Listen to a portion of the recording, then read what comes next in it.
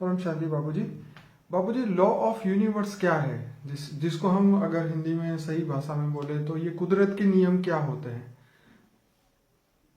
जो कुदरत के नियम हैं वो हर नियम हर अलग प्रकार की आत्माओं के लिए अलग अलग होते हैं। जी।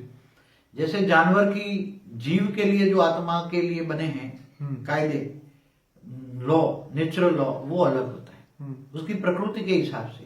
नेचर माना प्रकृति, प्रकृति माना स्वभाव, स्वभाव संस्कार के हिसाब से। जैसे जानवर कोई एक दूसरे की हिंसा करता है, जैसे सिर किसी को काट के खा जाता है, तो क्या इसको पाप लगता है? नहीं लगता। क्यों?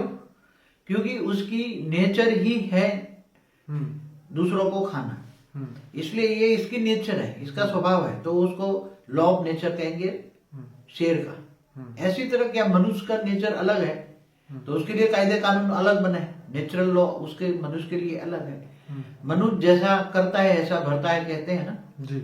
जो करेगा सो पाएगा। तो जैसे मनुष्य सोचता है कि अच्छे कर्म करोगे, थियरी ऑफ कर्म कहते हैं, अच्छा फल मिलेगा। अगर आम बोओगे तो आम मिलेगा, बबूल बोओगे तो बबूल के कांटे मिलेंगे। तो ऐसी तरह मनुष्य आत्माओं के लिए अच्छा कर्म करो तो अच्छा फल मिलेगा। ये नेचुरल लॉ है, इसलिए किसी को दुख नहीं देना, पाप नहीं करना, ये नेचुरल लॉ है ह्यूमन बॉडी के लिए, मनुष्य के लिए। मगर देवताओं के लिए क्या अलग है? देवता क्या करते हैं? देवताओं को नियम कौन सा लागू पड़ता है? नेचुरल लॉ देवताओं के लिए लागू पड़ता है, मगर देवताओं के लिए जैसे मनुष्य के नियम है वैसे तो लागू पड़ते हैं। जैसे बाबूजी कर्म के नियम है कि भाई जैसा करते वैसा भरते, तो ये कर्म के नियम है। ये 5 तत्वों के अलग अलग नियम है और ऋतु चक्र के अलग अलग नियम होते हैं। और ये सब ये नेचर किससे बनाया? जैसे हर जगह पे यही लिखा होता है पॉजिटिव थिंकिंग, तो क्या पॉजिटिव थिंकिंग से पॉजिटिव उसका आएगा रिस्पॉन्स? ये जरूरी है क्या? मतलब मेरा ये कहने का है कि कुदरत के ऐसे कौन कौन से नियम है जो एकदम सच्चे हैं और जिसने आप जिस नियम को आपने माना है कि ये सही है, तो ऐसे कौन से नियम? देखो, नेचुरल लॉ जो है वो तो हमेशा सदाचार बोला हुआ है, अहिंसा परमो धर्म बोला है, अहिंसा नहीं करना। जैसे आत्मा का नेचुरल लॉ क्या है? आत्मा का स्वभाव संस्कार ही है परम शांति। क्या है? परम शांति। आत्मा, हर कोई आत्मा परम शांति चाहती है, मगर परम शांति नहीं है ना। क्यों? क्योंकि आत्मा, अगर हर कोई आत्मा परम शांति में रहे तो ये नेचुरल लॉ है, आत्मा का स्वभाव संस्कार है, उसका नेचर में ही है, आत्मा के स्वभाव में परम शांति चाहिए। मगर मनुष्य अवतार में तो परम शांति नहीं मिलेगी ना, तो उसको परम शांति के लिए कौन से लॉ में जाना चाहिए? आत्मा को अगर परम शांति चाहिए तो देवताओं की यहाँ भी परम शांति नहीं है। हाँ, देवता भी सोमरस पीते हैं, डांस करते हैं। हाँ, देवताओं के यहाँ क्या होता है? सूक्ष्म जगत में क्या होता है? तो सूक्ष्म जगत से भी ऊपर जब कारण जगत में जब जाती है तब वहां परम शांति चाहिए, तब आत्मा ओरिजिनल मूल स्वरूप में आती है। तो वहां प्रकृति के, तो कारण जगत में जो आत्माओं का मूल स्वभाव संस्कार बदल गया ना, नेचुरल लॉ बदले गया ना कारण जगत का। और इसे परमधाम में आत्मा का संस्कार क्या बन गया? निराकार। तो कर्मों से लेप छेप से अलग, तो आत्मा निराकार बन जाती है, तो उसके नेचुरल लॉ अलग हो गए। परमधाम की आत्माओं का नेचुरल लॉ अलग हो गया, कारण जगत की आत्माओं का लॉ अलग हो गया। क्यों? देवताओं की आत्माओं का लॉ अलग हो गया, मनुष्य आत्माओं का अलग हो गया, जानवरों की आत्माओं का लॉ अलग हो गया। तो ये लॉ ऑफ जस्टिस जो है, जो लॉ किसको कहेंगे? लॉ बना कायदे, नेचुरल कायदे।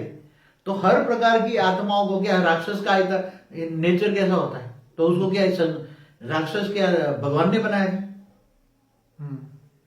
नहीं, भगवान ने कौन सा नेचुरल लॉ बनाए थे?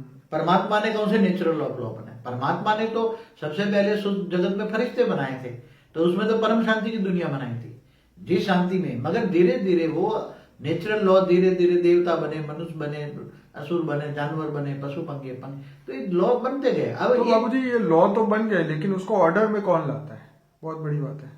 देखो, परमात्मा एक बार सृष्टि बना देता है, अच्छी सृष्टि बनाता है, फरिश्ताओं की दुनिया बनाता है, मगर बाद में वही फरिश्ता धीरे धीरे संकल्पों द्वारा मल्टीपल बनाते हैं, मल्टीपल फरिश्ते बने, फरिश्ते से भी देवता बने, तो ये सब गिरावट में आते हैं। आत्मा का सबसे पहले परमात्मा जो सृष्टि बनाता है वो सत्व प्रधान सृष्टि होती है, परम शांति की दुनिया होती है। तो ये सबसे पहली जो नेचर होती है वो परम शांति की नेचर होती है। मगर धीरे धीरे धीरे सृष्टि बनाती जाती है, परम आत्माएं जो बनती हैं, धीरे धीरे आत्माएं फरिश्ते से देवता बन जाती है। तो वो भगवान नहीं बनाता, असुर क्या भगवान बनाता है? क्या स्थूल जगत या सूक्ष्म जगत जो है वो तो भगवान तो कारण जगत अच्छा दुनिया बनाता है, फिर कारण जगत से सूक्ष्म जगत बनता है, सूक्ष्म जगत से स्थूल जगत बनता है, अस्थूल जगत से ये रव रव नरक भी बनता है। तो ये सब आत्मा ही बनाती है। आत्मा गिरती कला के आत्मा जीव बन जाती है, जीव आत्मा बन जाती है। जैसे ये लॉ ऑफ अट्रैक्शन है या लॉ ऑफ कर्मा है, तो ये जब परमात्मा ने दुनिया बनाई तो ऐसे उन्होंने कायदे भी बनाए, और कायदा अगर कोई तोड़ता है तो उसके लिए उसको जस्टिस मिले या उसको सजा मिले, वो भी उन्होंने प्रोविजन किया। तो जैसे बोलते हैं ना कि कुछ बुरा करोगे, खड्डा खोदोगे तो पहले तुम ही गिरोगे। वो नेचुरल लॉ तो एक ऑटोमेटिक आत्मा एक सुपर कंप्यूटर है। कोई ऊपर वाला कोई वो ऐसा नहीं दिखता है वही। हाँ, तो मैं ये जानना चाह तो रहा हूँ आत्मा एक कि सुपर कंप्यूटर, आत्मा एक ऑटोमेटिक पॉजिटिव नेगेटिव, आत्मा के अंदर अच्छे कर्म करते हैं तो अच्छे कर्म से आत्मा की अंदर रिकॉर्डिंग अच्छी होती है, लोगों को सुख देते हैं। जब लोगों को सुख देते हैं, सत्य कर्म करते हैं, अच्छे कर्म करते हैं, तो लोगों की भावना पॉजिटिव होता है, वाइब्रेशन अच्छे होते हैं, दुनिया की भावना पॉजिटिव वाइब्रेशन होते हैं, तो तुम्हें सुख मिलता है, उस आत्मा के अंदर पावर आती है। जब वही आत्मा नेगेटिव कर्म करती है, लोगों को दुख देती है, तो लोगों की नेगेटिविटी, लोगों के नेगेटिव संकल्प उस पर रिएक्ट करते हैं, तो उसका कारण शरीर डिस्चार्ज हो जाता है, तो वो आत्मा में पाप भरता है। लोगों के नेगेटिव संकल्प आना माना, नेगेटिव संकल्प तुम्हारे कहाँ रिकॉर्ड होंगे? तुम्हारी कारण शरीर में तो रिकॉर्ड होंगे ना, आत्मा में ही रिकॉर्ड होता है हर कोई चीज। तो अच्छे कर्म करना माना, अच्छा फल पाना माना, आत्मा में ही रिकॉर्ड है। बुरे कर्म माना, करना माना, नेगेटिविटी आना माना, आत्मा में रिकॉर्ड है।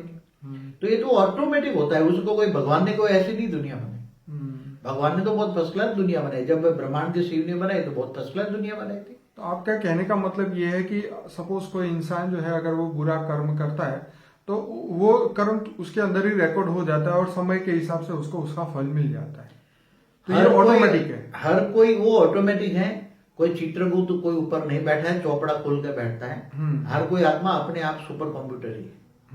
कई आत्मा कई खरबों सालों से जो आत्मा जन्म मरण के चक्र में आती है, जैसे एक फरिश्ता, जब सृष्टि के आदि में कोई फरिश्ता बना, फरिश्ता से लेकर वो देवता बना, देवता से मनुष्य बने, तो वो प्रोसेस में आते आते खरबों इंटू खरबों साल हो जाते हैं। जैसे हमारा ब्रह्मांड बने हुए ब्रह्मा का 50 साल पूरा हो गया, तो वो आत्मा जो पहली पहली आत्माएं बनी, तो ब्रह्मा के 50 साल मना कितना होता है?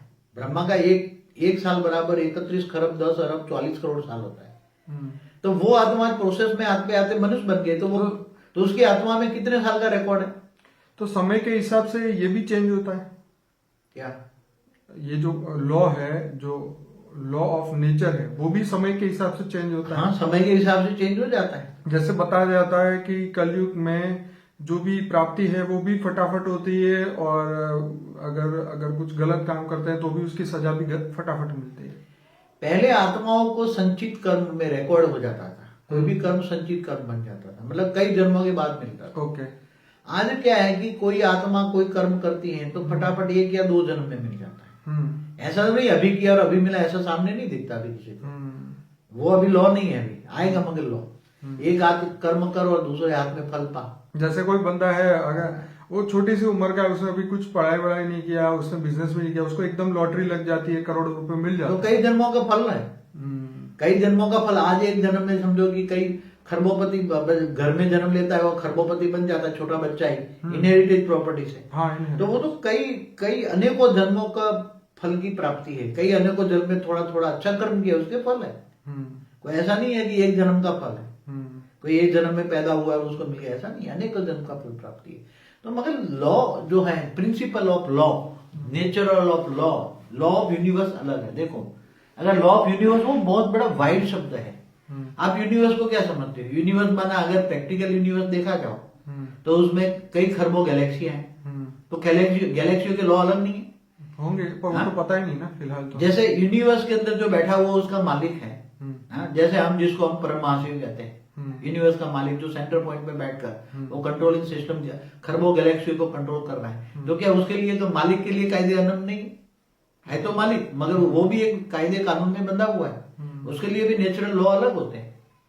जो उसके बाद जो वो सिक्योरिटी बैठी है जो पूरे यूनिवर्स को, गैलेक्सियों को कंट्रोल करने वाली सेंटर पॉइंट में सेंटर सिक्योरिटी है, उसके कायदे अलग है। परम तत्वों के कायदे अलग है, परम प्रकाश के कायदे अलग है। तो परम तत्वों में जो बैठे हुए उनके कायदे अलग होते हैं। तो गैलेक्सियों में बैठे हुए जैसे महाशिव है, मालिक है, तो उसके कायदे अलग में है कि जैसे महाशिव महाकाल बन के अनंत कोटि ब्रह्मांडों को अपने रोम रोम में समा लेता है, तो क्या उसको कायदे कानून लगे? वो तो अनंत कोटि ब्रह्मांडों को खा गया ना, ऐसा कहेंगे ना? ऐसे अर्थ में तो कहा जाए ना, तो अनंत कोटि ब्रह्मांडों को खा गया। क्यों खा गया? वो मालिक है। तो जो क्रिएटर है, चाहे गैलेक्सी के क्लियर हो, चाहे एक सोलर सिस्टम माना एक ब्रह्मांड का मालिक हो, महाब्रह्मांड का महाशिव हो, महाब्रह्मांड का परम महाशिव हो, तो उनके कायदे कानून अलग। जैसे इस वर्ल्ड के अंदर हर, जैसे कोई पुलिस में है, कोई ऊंची पोस्ट पे है, तो अलग अलग लोगों के अलग अलग नियम है। वीवीआईपी के अलग नियम है, वीआईपी के अलग है। तो ऐसे ही हर आत्मा के अलग अलग होंगे ऊपर के लोक में। जैसे यहाँ धरती पर राष्ट्रपति को कायदा अलग लागू पड़ता है, मिनिस्टर को अलग लागू पड़ता है, पीएम को अलग लागू पड़ता है, सीएम को अलग लागू पड़ता है। हर कोई देश में अलग अलग कायदे कानून बने हुए हैं, जैसे फांसी कई देशों में नहीं है। तो ये जो किसी को लागू पड़ता है, जैसे कोई सैनिक किसी को गोली मार देता है ऑपोजिशन वाले को, तो उसको पाप नहीं लगता। ऐसा बोलते हैं, कर्तव्य पालन करते करता है। किसी को 100 बम से उड़ा दिया, 100 लोग मर गए, तो उसको पाप नहीं लगता, क्यों? अपनी ड्यूटी कर रहा है।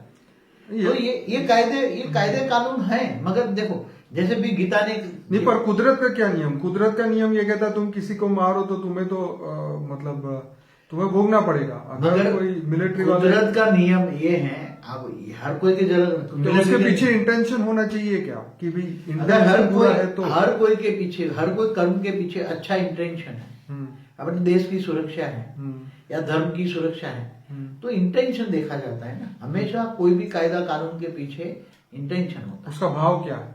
भाव क्या है? अच्छा है। जैसे भगवान कृष्ण ने तो गीता में कहा कि जो महापापी है, जो हणता है, उसको हण दो, कोई पाप नहीं लगेगा तुम्हें। हाँ, ऐसा बोला है, ऐसा बोला है। मगर आज ऐसा लॉ नहीं है।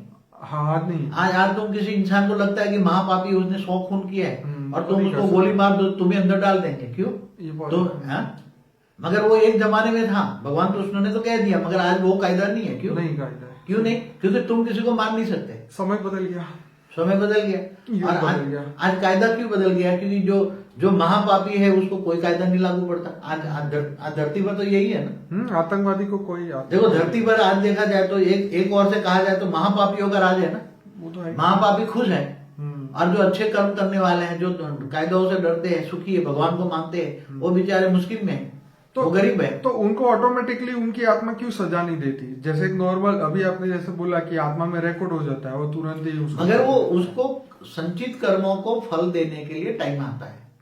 वो जब जैसे धरती पर बीज डालते, बारिश होती है, तब वो बीज में से अंकुर निकल के फल देता है ना। ऐसी तरह कोई भी कर्म का फल, चाहे नेगेटिव हो पॉजिटिव हो, समय आने पर ही मिलता है। अभी इनका समय नहीं है, महापापी है, उसका समय नहीं है, मगर कभी न कभी एक दिन तो आएगा। कर्म की थियरी ऑफ कर्म गलत नहीं है, इसलिए कर्म, थियरी ऑफ कर्म से मानना चाहिए। मगर थियरी ऑफ कर्म हर कोई जगह अलग अलग लगता है। देवताओं के लिए अलग कायदे हैं। देवताओं के, जैसे एक बात बताओ कि अगर कोई अग्नि देवता है, अग्नि देवताओं को ऊपर से डायरेक्शन मिलता है, इंद्र डायरेक्शन देता है उसको जला दे, तो अग्नि देवता पूरा कोई जलाकर भस्म कर देता है, तो क्या अग्नि देवता को पाप लगेगा? क्योंकि उसको तो डायरेक्शन मिला, इंद्र ने दिया, वो मालिक है उसका। तो अब इंद्र को ये जरूरत है कि यहाँ ये असुरों का विनाश करना जरूरी था, तो असुरों के नगर को जला के भस्म कर दिया, तो उसको कोई कायदा कानून नहीं लागू पड़ता। देवताओं को वैसे बता जाते हैं, देवताओं को कायदा कानून नहीं लागू पड़ता, फिर भी देवता कायदे कानून में आ जाते थे। ऐसा कहते हैं, देवता कोई भी कायदा से, नेचुरल ऑफ लॉ से कोई भी पर नहीं है, चाहे देवता। तो उनका भी इंटेंशन गलत हो, उनका भी भाव गलत होगा, तो वो तो फंसी जाएंगे ना उसमें तो कोई। मगर तुम महाअसुरों को मारते हो तो तुम्हें पुण्य का खाते लगता है। इसलिए तो कृष्ण ने अर्जुन को क्या कहा, महाभारत के युद्ध के दौरान बोला ना कि सामने जो भी तेरे चाचा मामा जो भी खड़े हैं, तेरे गुरु जो भी खड़े, देव और देह के संबंधी जो खड़े हैं, वो सारे जिंदा लाशें हैं। क्या है? तू उसको मार डाल। क्या बोला? तू उसको मार डाल। अगर तू नहीं मारेगा तो वो तेरे को मार डालेंगे, और फिर जो इस धरती पर राज्य करेंगे और राज्य में जो अत्याचार करेंगे उसका पाप तेरे को लगेगा, क्योंकि तू अपनी ड्यूटी नहीं करता। तेरी ड्यूटी क्या है? अपने देह और देह के संबंधियों को तू मार डाल, जो पापी है, महापापी है। चाहे भीष्म पितामह, भले उसका भीष्म पितामह क्या था, भीष्म पितामह था, ग्रैंडफादर तो भी उसने मार डाला ना। हाँ? गुरु को मार डाला उसने, कर्ण को मार डाला, भाई को भी मार डाला। क्यों? क्योंकि वो पापियों की लाइन में खड़े थे। तो जितने पापी है उनको मारना ये पुण्य का काम है। उस समय में ऐसा था। उस समय में था, आज की ड्यूटी में नहीं है। आज कायदे कानून बदल गए। ऐसी तरह जब यूनिवर्स है, एक बात बताओ, एक गैलेक्सी है, अब एक गैलेक्सी का मालिक दूसरी गैलेक्सी को खा जाता है, पूरी की पूरी हब कर जाता है, तो उसको कौन सा कानून लागू पड़ेगा? वो तो वहां का तो पता ही नहीं कि वो पाप है कि पुण्य है कि क्या है। नेचुरल लॉ ऑफ गैलेक्सी क्या है? वो तो वो वहां के लोग ही जाने। नहीं, मगर आप जब यूनिवर्स की बात करते हो तो यूनिवर्स में गैलेक्सी का कायदे नहीं आएंगे। हाँ? यूनिवर्स में भी मल्टीपल यूनिवर्स है, तो यूनिवर्स के भी चलने के कायदे होंगे ना, कि एक यूनिवर्स दूसरी यूनिवर्स को खा जाए। यार तो ह्यूमन की नहीं, बात मतलब करते हैं कि शब्द जो है ना, law of universe, law of universe केवल मनुष्य के नहीं है, धरती के नहीं है, एक ब्रह्मांड के नहीं है, महाब्रह्मांड गैलेक्सी के भी नहीं है, लॉ ऑफ यूनिवर्स परम महाब्रह्मांड के। तो सभी यूनिवर्स को भी एक समान कायदे लागू पड़ेगा। मगर हर जगह अलग अलग है, बहुत बड़ा सब्जेक्ट है और बहुत बड़ी गहराई में जाना पड़ेगा। Law of universe, law of galaxy, law of ब्रह्मांड, law of Shiva, law of Mahashiva, law of देवता, लॉ ऑफ मनुष्य, लॉ ऑफ प्राणी जगत, सही बात है, ये सब नेचुरल जस्टिस, ये सब बहुत गहरा सब्जेक्ट है। मगर ये आज इंसान को इतना चाहिए कि सत्य क्या है और असत्य क्या है वो समझना चाहिए, और सत्य कर्म करना चाहिए। सत्य कर्म है कि जगत कल्याण में अपना योगदान दे, तो सत्य अगर ह्यूमन बीइंग अगर इस धरती पे रह के अगर पॉजिटिव सोचे और अपने जो कर्तव्य वो पालन करे, तो फिर तो कोई गलत तो कर ही नहीं सकता फिर बाद में। मगर आजकल जो ह्यूमन बीइंग की एक डेफिनेशन दुनिया में चली है, ह्यूमन बीइंग जो आज एक बहुत बड़ा वर्ल्ड व्यापी है, ह्यूमन बीइंग, बी ह्यूमन और बहुत नहीं, मतलब एक ह्यूमन राइट कमीशन एक्ट है कि 99 पापी को सजा, 99 पापी छोड़ जाए, मगर एक को नहीं सजा मिलनी चाहिए। क्या आज क्या हो रहा है? ह्यूमन राइट कमीशन एक्ट के नाम तो हाथ ही निकल जाता है। तो कहां से आया ह्यूमन राइट कमीशन एक्ट? दिमाग किसी के बनाया तो दिमाग में कहां से आया? वो तो नेचुरल ऑफ लॉ की जस्टिस के लिए उसने ह्यूमन राइट कमीशन एक्ट बनाया, मगर उसके कारण एक बात बताऊं कि उसका मिसयूज हो रहा है ना। हर कोई जो एक्ट बने उसका मिसयूज हो रहा है। इसलिए आज जो नेचुरल ऑफ लॉ है, नेचुरल ऑफ जस्टिस है, नेचुरल ऑफ गॉड है, 5 तत्वों की जो दुनिया है और परम तत्वों की जो दुनिया है, उसमें अलग अलग कायदे हैं। ये 5 तत्वों की दुनिया है, सूक्ष्म जगत के कायदे अलग है, परम तत्वों की दुनिया अलग है, परम प्रकाश की दुनिया अलग है, उस सबके लिए अलग अलग कायदे। मगर उसके लिए कायदे कहाँ अप्लाई होंगे, उसके लिए नॉलेज बहुत जरूरी है। अगर नॉलेज के बिना तुम भी नेगेटिव संकल्प करोगे तो केवल सोचने मात्र से भी नेगेटिविटी तुम्हारे आत्मा में रिकॉर्डिंग हो जाएगी और तुम्हें इसका कर्म फल करेगा। तो अज्ञानता में अगर ऐसा कोई कर्म होता है नेगेटिव, अगर वो सोच लेता है, तो वो प्रायश्चित क्या करे, क्या करना चाहिए उसे? देखो, प्रायश्चित क्या है, जैसे बताते ना कि ब्राह्मणों को कई गुना सजा मिलती है क्योंकि वो ज्ञानी है। इससे कम ज्ञानी है क्षत्रिय, इससे कम ज्ञानी है वैश्य, और शूद्र को कोई ज्ञान नहीं होता, तो शूद्र को कम सजा मिलती है। तो अज्ञानी है और जिनको नॉलेज नहीं है, कोई नॉलेज नहीं है, तो सरकार भी एक बार कोई भी लॉ के अंदर आ जाता है, मुझे ज्ञान नहीं है तो माफ कर देता है एक बार। तो उसकी रिवीजन पिटीशन करो तो मिल जाती माफी। तो भगवान के घर के अंदर भी ऐसे जो अज्ञानी है और जिसको लॉ का पता नहीं है, बच्चा, छोटा बच्चा है, उसको पता नहीं है और किसी को पकड़ के ऐसे कोई जा रहा है, जैसे ये एक छोटा बच्चा बैठा है, खेल खेल में चींटियों को मार डालता है, कोई ऐसे किसी को मार डालता है खेल खेल में, तो क्या उसको पाप लगेगा? तो ये सभी जस्टिस अलग अलग है, मगर इसके पीछे इंटेंशन होना चाहिए। अच्छा इंटेंशन हो तो झूठ बोलने वालों को भी पुण्य मिलता है। अच्छे इंटेंशन के लिए जो झूठ बोलता है, जैसे उस दुष्ट ने बोला ना, नरोवा कुंजरोवा, हाथी मरा है, मगर कौन सा हाथी? मतलब मनुष्य, वो उसने बोला ना, वो गुरु को अपने मिसगाइड करने के लिए, तो उसने बोला ना अश्वत्थामा मरा है, मगर कौन? अंदर बोला नरोवा कुंजरोवा, नरोवा हाथी भी मरा है या मनुष्य भी है। तो ये कोई अच्छी कार्य के लिए कोई झूठ बोलता है तो उसका झूठ का मतलब पुण्य के खाते जमा होते। इसलिए नेचुरल ऑफ लॉ बहुत अलग अलग अलग अलग है। हर समय परिवर्तन होता है। नेचुरल लॉ सब जगह बदलता रहता है। समय आने पर हर चीज बदलती रहती है, तो कायदे कानून बदलते रहते हैं।